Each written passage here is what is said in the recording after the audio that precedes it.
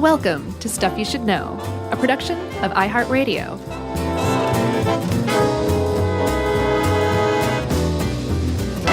Hey, and welcome to the podcast. I'm Josh Clark, and there's Charles W. Chuck Bryant. The W stands for Wayne. Mm-hmm. After Wayne Coin. That gets you every time. I know. It's funny to be 45 years old and named after Wayne Coyne. Because he's like 48, right? No, he's 50? in his 50s. 52?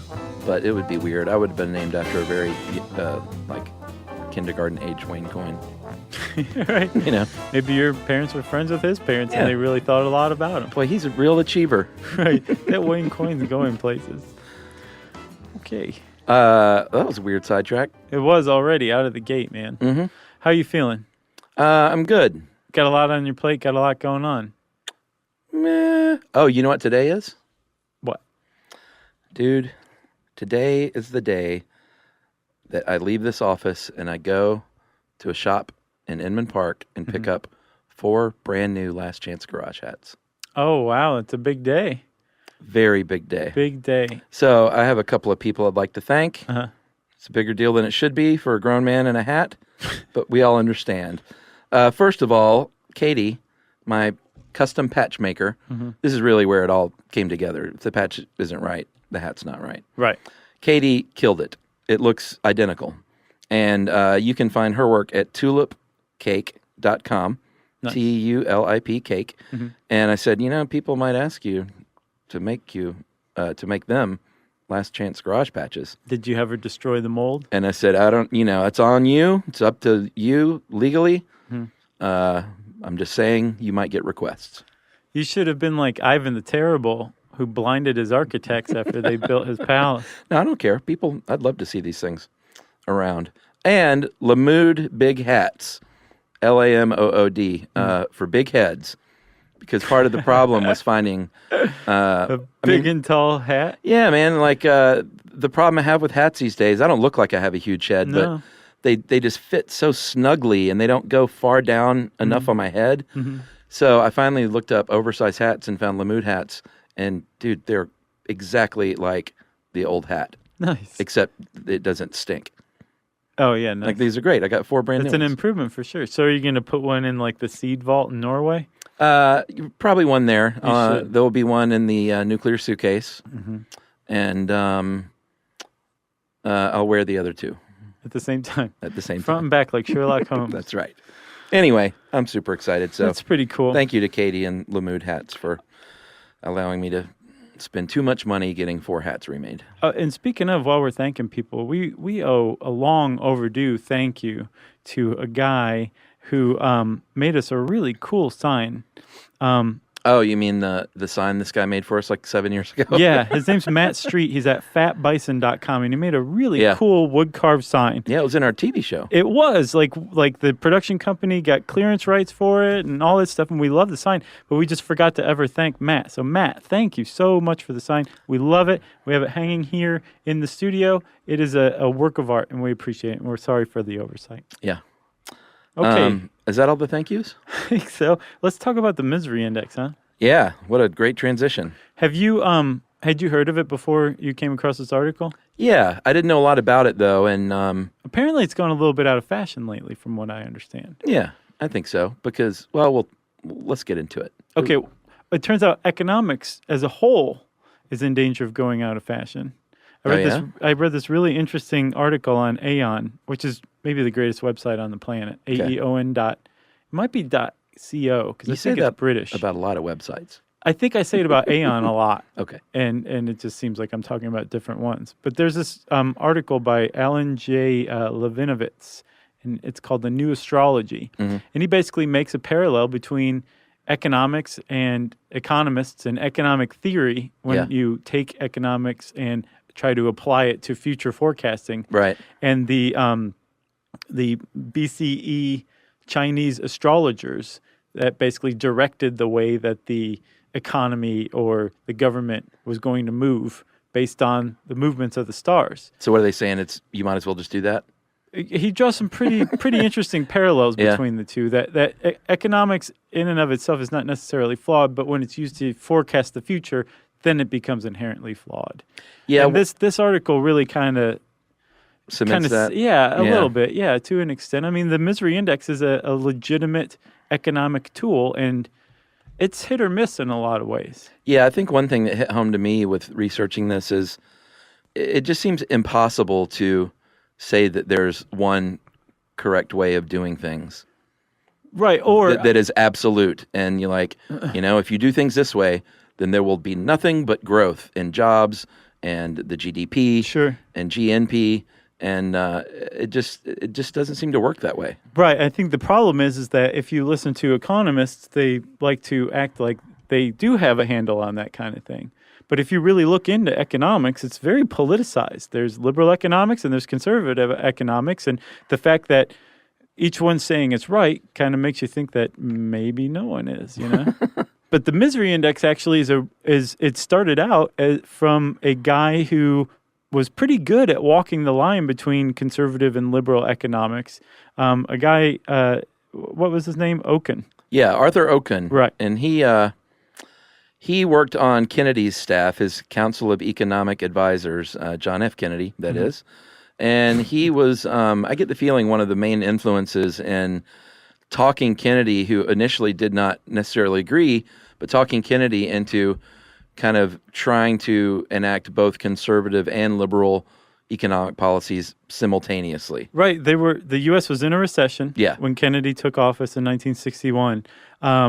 And they talked him into not only increasing government spending, like welfare programs, they raised the minimum wage and some other stuff like that, but they also cut taxes. Yeah. Which you do one or the other. You cut taxes and hope everything goes for the best because businesses will start investing in spending, or you start investing in welfare programs to help your ailing lower and middle classes, right? You don't do both. Yeah. And Kennedy did both, and it was successful. Yeah. He at first he said, I don't know about this. I don't know about this, Arthur. My Kennedy sounds like a robot. Mine kind of did too, actually. Yours is fine. But Arthur, Mr. Okun. I think Okun. It's a weird name. Okun.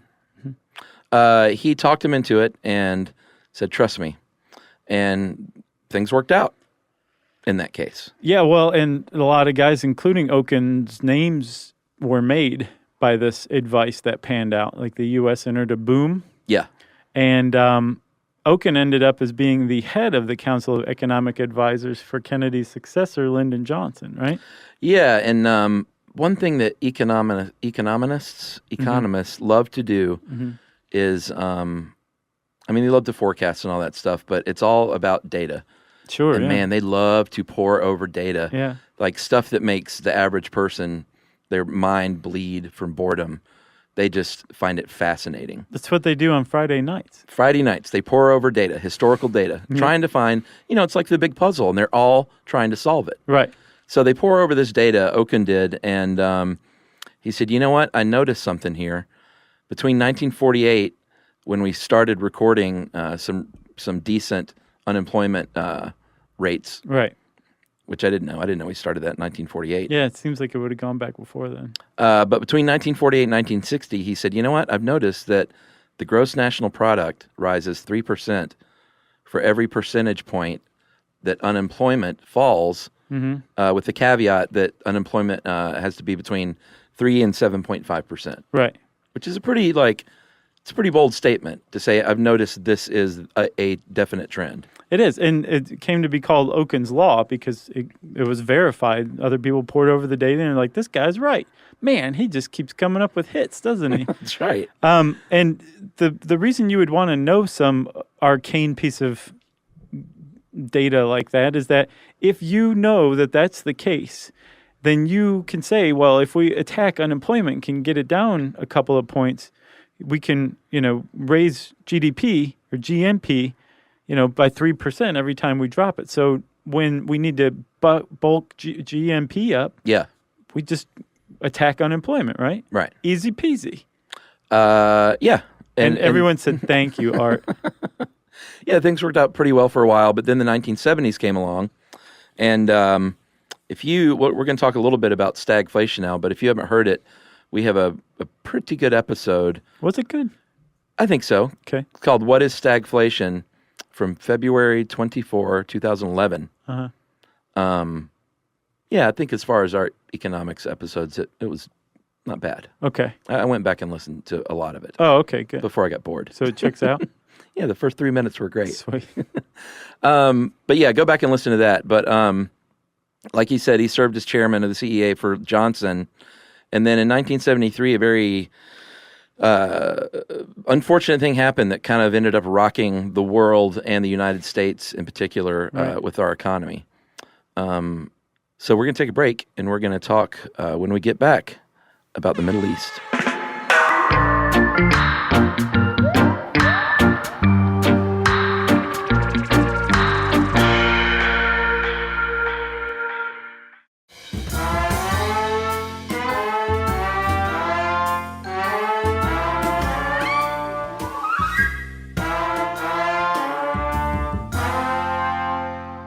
All right, what happened in 1973? I'm 2 years old. I am -3. Okay. The Arab oil embargo happened, right? That's right. So at the time, until very recently, the U.S. was super dependent on foreign oil. Yeah. Like other countries we wouldn't even sit down at the table with, we were getting oil from, right?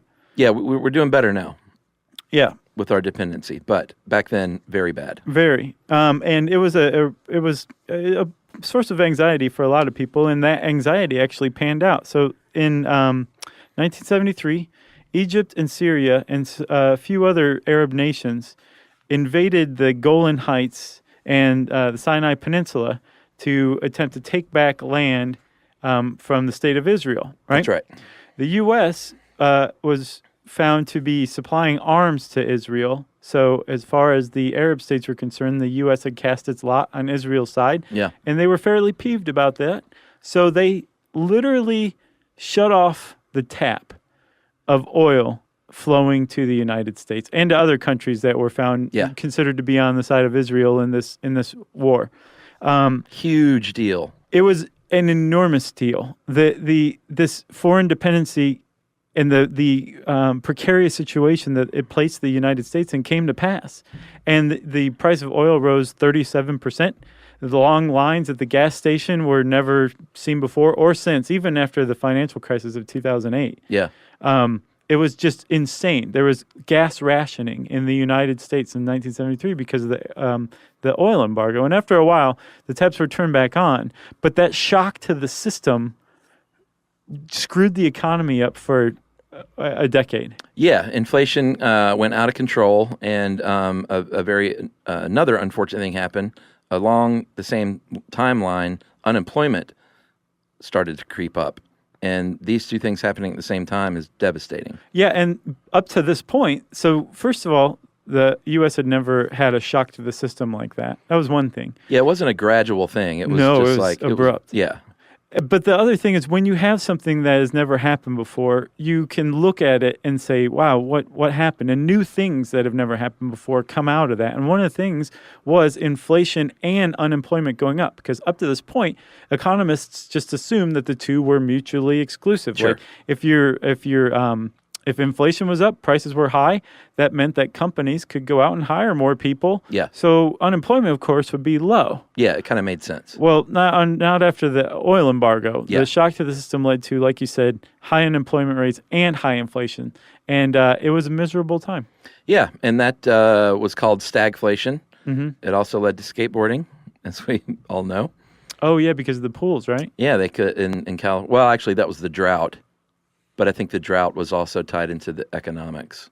Sure. But they couldn't fill up swimming pools, so they started skating in swimming pools. Well, yeah, if you have a drought, then you lose your crops. And if you lose your crops, you lose money, a significant sector of money. Exactly. So good news, we have half pipes now. Right. And quarter pipes. And Powell Peralta. And Peralta. They're still around, right? I think so, Of course. Bad news is, like you said, it had a devastating effect for many, many years on the United States. Right. So Okun starts to look around. He said, you know what?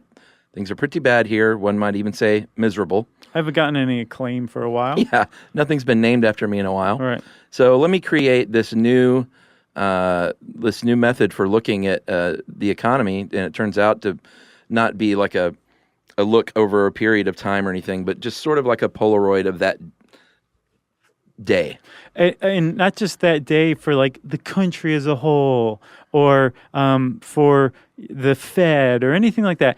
But what he did that was different was he looked into what it was like that day or that year for the average American in their daily life. Right. And he called it the misery index. Yeah, and it was very rudimentary at the time. It was just a simple calculation of the yearly rate of inflation plus the unemployment rate. Yeah, so if you have like 5% inflation and 2% unemployment, you have a 7% misery index. It's as simple as that. I don't know why it got so much, why it was hailed as a big deal. Because I think Okun had a knack for noticing things that seemed obvious in retrospect, but at the time no one had ever noticed before. Okay, I'll buy it. Thank you. Why not?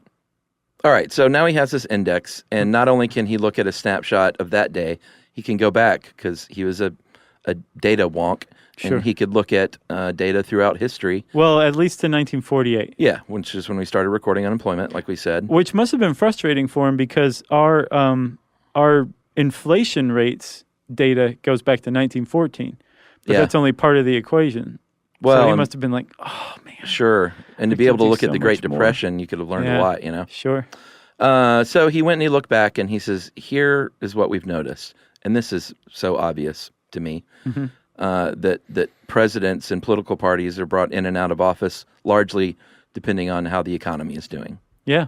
But they kind of proved it. But not even just how the economy is doing. Like he was saying, like the misery index, you can use it to predict whether the presidency is going to change hands politically. Yeah.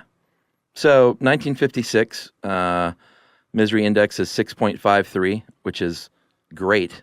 That's during Ike. Yeah, very low. Mr. Eisenhower, President Eisenhower. And he got reelected because things were pretty good. Right. As far as the misery index goes. Yeah. Yeah. Everybody was pretty happy, even though they didn't really know what the misery index was because it wasn't invented yet. Right. They just had a general sense.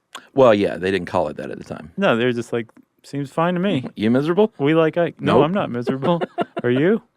So in 1968, Johnson came to the end of his term, and the misery index was up to 8.13, and then he had his Democratic successor, Hubert Humphrey, in line, and because the thing had crept up, people a little more miserable, and they says, no, get out of here. I want Mr. Nixon in office. Right. And I guess I'm not sure about this, so I don't understand why Johnson was replaced by Humphrey by the Democrats.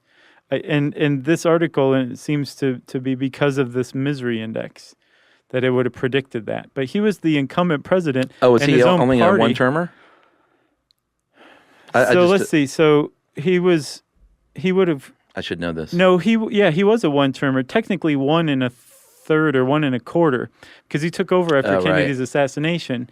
But if his term was up in 68, then he would have won the 64 election. So he technically, I think, would have been able to have been president again. I'm not sure. We could have found this out, too. Sure, but I'll bet there's somebody out there who can explain it to us. And if so, email us, will you? At any rate, Nixon gets elected, and the misery index shot up to 11.67 during the first term, but then started to decline enough that he did get reelected. But then, in 1974 with Watergate, the misery index leapt all the way up to 17.01. That's not good. No. That was the all-time high at the time, from what I understand. I think so. And that happened around 1974, which meant that when Watergate broke, some people who really subscribe to the misery index say Watergate might not have been quite as big a deal if the misery index had been low at the time. Right. He might have been able to squeak by without resigning or being forced out of office. I think everyone has more leeway if things are great. Sure. You know? But his currency had been spent. Man, I watched All the President's Men a few weeks ago again. Yeah. You ever seen that? No. Great movie. Yeah. I've always meant to. Really, really good. And just sort of like, they don't make a lot of movies like that anymore. Spotlight reminded me of All the President's Men. Sure. I haven't seen that one yet either. It's good. It's just, I call it movies for adults, you know. There's no chase scenes or anything remarkable. It's just good, dramatic movie making. Yeah. Good stuff. Anyway. Wait, what's wrong with chase scenes? Huh? What's wrong with chase scenes? No, there's nothing inherently wrong with a chase scene. But I know what you mean. just for the sake of a chase scene, which we see a lot of these days. You know what I mean? Like Mark Ruffalo's chasing a priest in a car in Spotlight. Yeah. Where were we? Okay, we were with Nixon. Well, not with Nixon. You know what I mean. Ford comes in office for a short time. And he actually managed to get the misery index down. Oh, well, I think just the fact that Nixon was out, I think that probably helped. Yeah. You know? Yeah. And inspire like consumer confidence and the like. So it crept back down to 12.66, but not enough to keep the Democrats and Jimmy Carter from coming into office. And Carter actually cited the misery index. Yeah. It was relatively new at the time. Yeah, he talked too much about it. But it was a gee whiz thing that you could really just point to, like this plus this. This is the misery index. Yeah. Can you hear me? Yeah. That's my quote. But that was his famous quote. Can you hear me? It came back to haunt him, though, to say the least, because he talked a lot about the misery index, and then in his term, it reached an all-time high of 21.98. Yeah, which, man, I really think that shock to the system under the oil embargo and plenty of other stuff, this stuff gets laid at Carter's feet, I think, unfairly in a lot of respects. Well, I mean, I would love for someone that really knows their stuff to explain to me exactly how much a president's influence has on the economy and how long it takes for that to bear fruit. Yeah, I would love to know that too. I think, though, the guy who came after Carter, Reagan, is a pretty sterling, unassailable example of an impact a president can have on the economy. Whether you agree with his politics or his economic policies or not, he most decidedly had an effect on the economy. Yeah, I just remember hearing one time, I need to look this up, but somebody told me once that the economic impact of a 4-year term is felt the most like 8 years later or something. Yeah, that makes sense to me. Economies don't move on a dime. Yeah, I don't know if that's correct. They're big, hulking, lumbering things that aren't fully understood by anybody. Yeah, it's interesting to me now more than ever before, though. Because remember, economics used to just bore me to tears. I know. I was really, really surprised when you suggested this one. It's slightly more interesting to me now. What changed? Oh, just wondering things like that, and during an election season. Yeah. Like, are the decisions we make now going to affect us in 1 year, 2 years, 8 years? Mm-hmm. Yeah. Well, if there's any economists who are still listening after that initial remark about the new astrology, we'd love to get a primer on how long it takes for a president to impact an economy, if they do at all. And I'm sure it's a range, you know. Sure. It's not like starting at 8 years. And really, honestly, was Carter that bad, or was he a victim of cross stars? Yeah, I mean, you can make a case for a lot of ills of presidencies not being directly at their feet. Well, you remember that that Simpsons where they unveiled a statue of Jimmy Carter in Springfield, and on the pedestal it says "Malaise forever," and somebody goes, "Jimmy Carter, he's history's greatest monster." Poor Carter. So, like we said, it came back to haunt Carter because he talked a lot about the index. It rose a lot. Then Reagan came in and was like, well, let's talk about that misery index that you like to talk about so much. Right. That's at an all-time high. Reagan got in there, knocked it down to 9.55 by the end of his term, enough to get Bush Sr. in. It inched up some. Then Clinton was able to it didn't go up that much, though. And I read an interesting article today on whether or not Ross Perot really got Clinton elected, because that's sort of the popular thought. He was a spoiler? Yeah. I could see that. But he was definitely more in line with Bush Sr.'s policies than Clinton's. Well, or at the time. Yeah, you would think. But I read one article that said that it was kind of a myth that basically that Clinton won by 6 million votes, and it would have taken 75% of Perot supporters to have been aligned with Bush. Mm. And supposedly exit polls showed it more like 38 to 40%. Mm. And so they're saying it's sort of a myth that Perot swung the election to Clinton. I see. But, I mean, that was one person's opinion, so who knows? You know, I've been reading a lot about, you know that that suspicion you can't quite kick that there's really no difference between Republicans and Democrats these days, that they're really just kind of all in the same little club. I think people feel that way sometimes. I've been reading a lot about that, and apparently it's all based on neoliberalism. That's like the key. Oh, yeah. And there's a lot of, if you look into neoliberalism and the policies of neoliberalism, you realize we're like living in the thick of it, but everyone's kind of blind to the idea that it's just a single thing that basically everybody in power subscribes to. Right. And that it has a trickle-down effect of screwing over everybody below the top. Yeah. But just the name itself seems totally fine, but it's interesting. Yeah, I researched that a little bit lately, too. Yeah, there's been some good articles. We totally should. Yeah. Let's do it, Chuck. Agreed. Man, we're going to get some emails for that one from billionaires. Yeah. So let's just finish out this quick little recap. Clinton brought it down to 7.35. Things were great. Bush Jr. gets elected, despite the fact that Clinton had a low index. Well, it depends on how you look at the 2000 election. Well, we should do one on that one too. But that's considered one of those rare instances where the misery index didn't indicate where it was going to go. But you could also say it might have had things gone slightly differently in the Supreme Court. George W. Bush, the index rose from 7.35 to 11.4. And then Obama came in, it went down to 7.87. But another weird flaw in the system is exposed there because despite the fact that the misery index was lower, things were not good. The stock market had crashed. Unemployment was rising at a rapid rate. And they said, it basically was another example of like, look, this misery index isn't all it's cracked up to be. Right. So let's work on it. Yeah. I think a lot of people said this is too simplistic. You can't rely on this. Yeah. But we'll talk about some of the additional factors that people have worked into the misery index after this.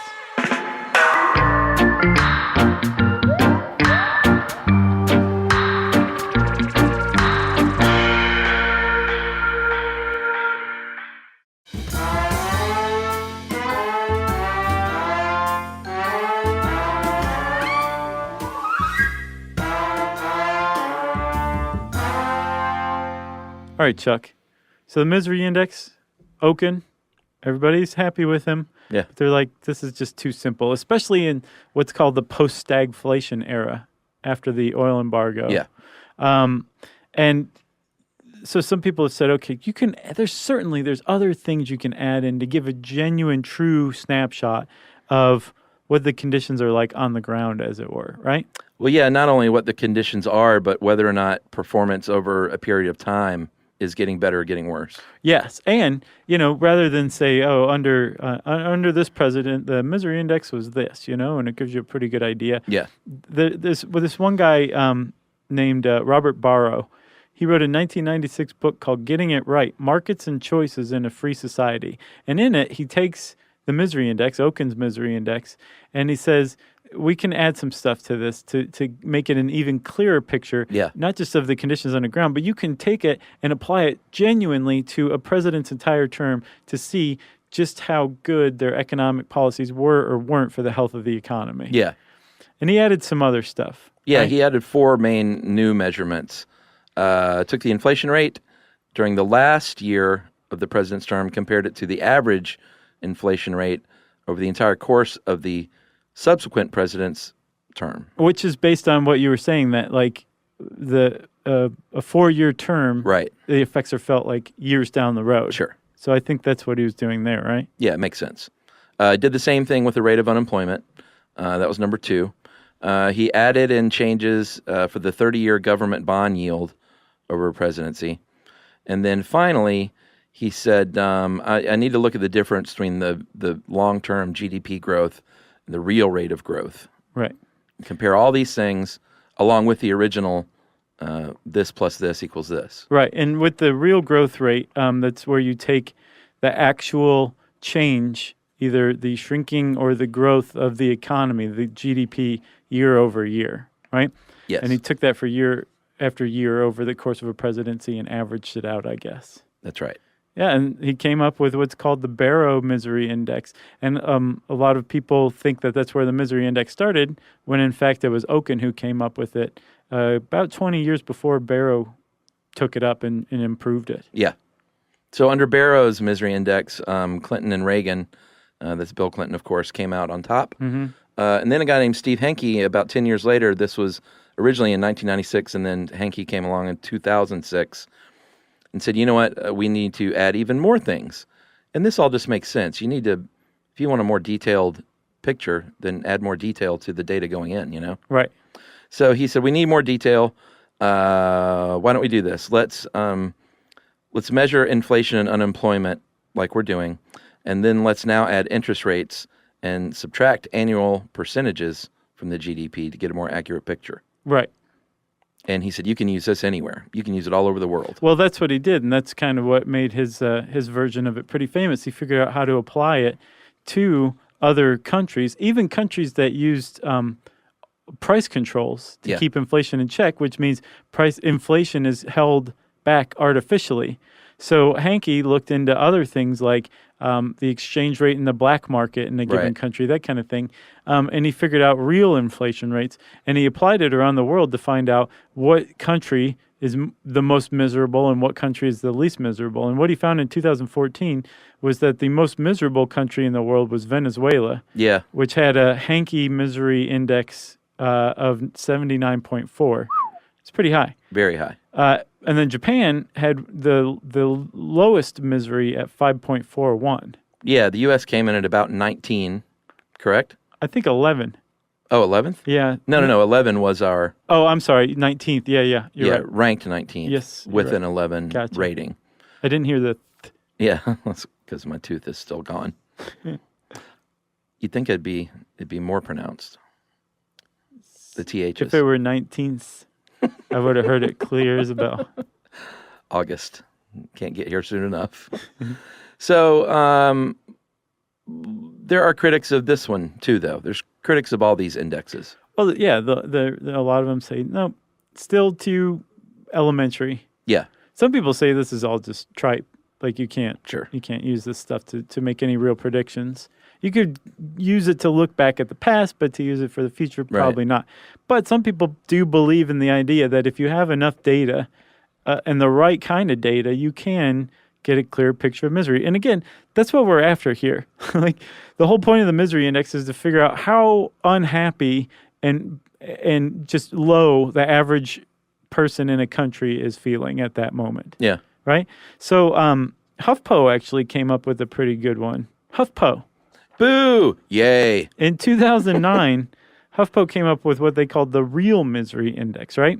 And so a lot of people cite the use of what's called U3 unemployment statistics. Yeah. Which when you hear unemployment numbers in the news, that's what you're hearing. That's what the Bureau of Labor Statistics issues as the official unemployment numbers, right? Yeah, and that's the very first thing that people will say if they want to poo-poo the unemployment numbers.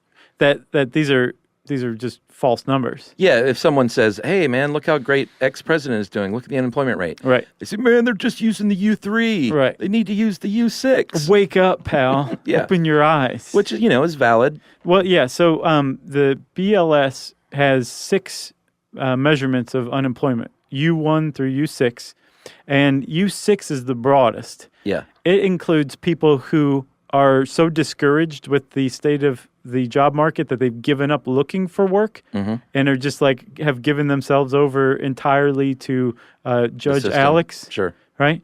And then it also includes people who are working part-time but wish they could work full-time, but there's no full-time work available. Yeah, like I'm a graphic designer, but I work at Starbucks. So that's the U6 measurement, and that's considered the broadest snapshot of unemployment, the real vision of unemployment. Yeah, like you said, mostly they use U3, I guess because it's in the middle. I mean, U1 they would never use. U2. Everybody used to like, but not anymore. I still like U2. Do you? Good. Yeah, not like I used to. I'm not poo-pooing anything. But I did see that concert they did on HBO. Uh-huh. And I have to hand it to them. My big problem with U2 for years was they just got so out of control with those live shows, like these giant spider spaceships and things. And Right. I was always of the belief that, man, you need to go back to basics and just get up on stage and play again. Yeah. And that's what they did with this new tour. I mean, there was a cool visual element, but the stage setup and the way they did it was very much back to basics. And that's cool. I think they really connected with fans again. Yeah, that's got to help Yeah. because You can only... when the interactions between you and the fans rather than the fans and giant spiders. Yeah, you can only go so far in that direction. I think they realize that. Sure. Anyway. Way to go, you two. I'll defend those guys. Even though I know everyone in the world generally wants to punch Bono in the face. I know. I'm not one of them. It's got to feel weird. I like him. Yeah. I'm on record. Sure. Bono, if you're listening... Well, if your Jared indicator is any predictor, Bono's going to come out to be canonized one day. If what? Oh, yeah. You know, you're like, there's something about Jared. I don't like him. And, we found out about Jared. Right. And then So now you're saying, I like Bono. Good guy. Something's going to, like, they're going to find a cure for cancer in his saliva or something. You never know. So did we even mention what the HuffPo, what kind of outrageous numbers they came up with? No, well, we didn't mention everything they used. We were talking about the U6 measurement. HuffPo used that measurement. The most extreme one. Of unemployment numbers. They also used other things like the inflation rate of food and drink and fuel and healthcare. Because the misery index just uses the consumer price index, which is inflation as a whole. Right. HuffPo used the inflation of some really essential things that people can't do without, and where you're going to immediately feel the pinch when prices go up with those things. Key factors. Right? They also included the rate of credit card delinquency, the cost of housing, how many people are using food stamps. Yeah. That seems like a smart move. Totally. Home equity loan deficiencies, I guess people who are late on their payments. And then they took the average of those 7 numbers and added it to the U6 unemployment numbers, which... Here you can step back and say, wait a minute, how are you adding this together? How does this make any sense? You can't just keep adding things. Right. And really, you can take that all the way back to the initial misery index. Like, what? You're just adding unemployment percentage and inflation, and all of a sudden you have a magic number? That doesn't make any sense. This HuffPo metric really points out the inherent flaw in it, I think. Yeah, because in 2008, the Okun misery index was 8.1, but HuffPo's real misery index, a.k.a. you think things are bad, here's how bad they really are index, was 29.9 compared to the 8.1. Right, and some people are like, oh, well, that just shows how off the Okun misery index is. Yeah. Who knows? I know they quit doing the real misery index at HuffPo like 5 years ago. I think it was am I going to call it a stunt? It was a bit of a stunt. Maybe, but I'm sure really what happened was the writer who was contributing it for free, left for a paying job. That's probably what happened to the HuffPo Real Misery Index. Yeah, you're probably right. I was reading this guy, Tim McMahon. He has a site, or he writes for a site, I'm not sure if it's his or not, called inflationdata.com. Jim McMahon? Tim McMahon, his brother. Gotcha. Not the Super Bowl shuffle. No, his brother. Okay. So he mentioned this 2001 paper that concluded that unemployment causes 1.7 times more misery than inflation. And so if you're doing any kind of misery index that uses those two, you need to first multiply the unemployment number by 1.7 before adding it to the inflation number to properly weight it. Yeah. I'm like, how did they come up with that? So I looked at the paper, and it was actually pretty clever. There's like 23 years of this survey of life satisfaction and happiness that these researchers looked at back in 2001. And they found that... economically based, or just like how happy are you? No, here's the thing. It was how happy are you? It was like a single question, like, would you say, based on how you're feeling right now, that you are fairly satisfied, unsatisfied, very satisfied with your life right now, right? And then they took that measurement for that country as a whole, and you can do this for any country that participated in the survey. And then they looked at inflation, and then they looked at unemployment for those years, and they could figure out the variation between, or the interplay between unemployment and inflation and satisfaction. And they found that unemployment was 1.7 times more miserable than inflation in regards to life satisfaction, as that survey goes. It's pretty clever. Yeah. It's a lot of hocus pocus, but I thought it was pretty clever how they did it. That makes sense to me, because to be without work, like if you have a job and inflation is happening, you still have your job. Sure, and you're like, man, this sucks to pay this much more, but you could still conceivably pay for it. Yeah, I'll cut back here or there. Right. If you're unemployed, then there's not a lot of hope. Right. Yeah, that number might be conservative even. Yeah, I agree with you. Very interesting stuff, sir. So that's it, man. That's the misery index. Mm-hmm. You got anything else? No, but I'm looking forward to hearing from economists that, Me too. like in an unbiased way, try to explain things. Me too. If you send just these crazy political emails, and they're going to fall on deaf ears because everyone yells at each other that they're right. I just want to hear some real numbers. Yeah. Do it, Chuck. If you want to know more about the misery index, you can type those words in the search bar at howstuffworks.com. And since I said search bar, just plain old search bar, it's time for listener mail. I'm going to call this follow-up on Vocal Fry once again. Oh, yeah? Regarding Vocal Fry, guys, you guys were offended because someone said Vocal Fry was repulsive. But there is another side to this, dudes. I suffer from a neurological disorder known as misophonia, which we totally should do a show on this. I agree. It's a condition where a person has extreme emotional response to commonly occurring sounds. And I remember hearing a lot of times just like people chewing noises or gum or whatever. He said, in my case, my trigger noise is the high-pitched S sound when some people speak. It feels like my brain is cringing, as if an allergic reaction is taking place. Cannot stress enough, this is not a mere annoyance. It's a legitimate mental disorder that can vary greatly in severity. I don't visibly freak out when I hear my trigger noise, but it really kills me inside. It gives me an instant headache, and which is why I will get away from the noise if at all possible. I believe in avoiding complaining in life and playing the victim, but this disorder really has made my life like a subtle hell.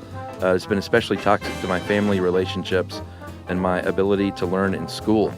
I felt compelled to email you guys because you definitely appreciate interesting medical conditions. I think it would be a great topic for a show someday. There's a documentary about it called Quiet Please. If you watch the trailer, you might be inspired to watch it to learn what the condition is. Oh, yeah. Huge thanks to everyone at Stuff You Should Know. You make the mundane parts of my life interesting and educational. I'm going to anonymize this from Texas because I didn't hear back from him. From Tex. Yeah, Tex. P.S. was in disbelief when Chuck said he had not seen Billy Madison or Happy Gilmore. That's a good P.S. Believe it. It's a good postscript. And post PPS, right? Not PSS. I think it's postscript. Yeah, but people often put PSS. It doesn't mean anything. Do you think Stuff You Should Know could ever become a television show? Well, Tex. Never. We actually did that. We found out the hard way that it can't. Yeah, we did a TV show on the Science Channel, and it ran for one full season that played out over the course of several days. Which we'll always have, Chuck. We'll always have that season of television we did once. It lasted 9 or 10 days. Yeah. Let's just show them all at once. Yeah. Out of order. But you never know. We might get another shot at stardom. But we're not looking to. No. I like it in this room where no one's looking at us. Yeah. Jerry doesn't even look at us. No, she just sits there looking away in disgust. That's right. Good idea about the misophonia. I think we mentioned that before. I really like that Vocal Fry episode. And that was the one thing that I wish we would have mentioned because it's a legitimate thing that it does affect some people. Yeah. But yeah, look for a misophonia episode at some point in the future. Text. If you want to get in touch with us, you can send us an email to stuffpodcast@howstuffworks.com, and you can join us at our very own home on the web, stuffyoushouldknow.com. Stuff You Should Know is a production of iHeartRadio. For more podcasts from iHeartRadio, visit the iHeartRadio app, Apple Podcasts, or wherever you listen to your favorite shows.